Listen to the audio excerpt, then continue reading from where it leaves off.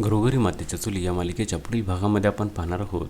काव्य आणि पार्थ शॉपिंगसाठी बाहेर निघालेले असतात तेव्हा वसुंधराही त्यांना विचारते, तुम्ही कशाची शॉपिंग करणार आहात? लहान मुलाची खेळणी वगैरे आणणार आहात की काय? असे आपल्या घरामध्ये लपवाछुपी करणे हा सर्वांचा आवडता खेळ आहे. आणि तेव्हा काव्य आणि पार्थ रागाने वसुंधराकडे पाहू लागतात. त्यानंतर आपण पाहतो पार्थच्या ऑफिसची कली ही काव्याकडे पाहत बोलते, आता तर तुझे प्रॉपर पोट दिसू लागले आहे.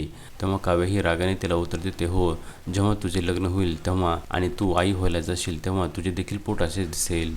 तेव्हा ती बोलते, मी तर कधीशी तयार आहे, परंतु काय आहे ना, असे बोलून ती पार्थकडे पाहू लागते आणि बोलते, सर्व चांगली मुले हे एंगेज होऊन बसलेली आहेत, आता मी कोणासोबत लग्न करणार? आणि तेव्हा काव्याला तिचा अतिशय राग येतो. तर इकडे घरी आपण पाहतो नंदिनी ही जीवाला बोलते, जीवा आपण आई आणि बाबांना सर्व काही सत्य सांगून टाकूया, फक्त त्यांना एक विनंती करूया की तुम्ही यातलं काव्याला काही समजून देऊ नका. आणि दोघेही तयार होतात व ते आई आणि बाबाला सांगण्यासाठी जातात. आणि तेव्हा आई आणि बाबा हे अतिशय आनंदित असतात. आणि तेव्हा नंदिनी आणि पार्थ विचार करू लागतात की यांच्या आनंदामध्ये आपण व्यत्यय आणायचा की नको. आता पुढे येणाऱ्या भागामध्ये नंदिनी व पार्थ आई आणि बाबाला सर्व सत्य सांगणार का हे पाहणे अतिशय रंजक ठरणार आहे.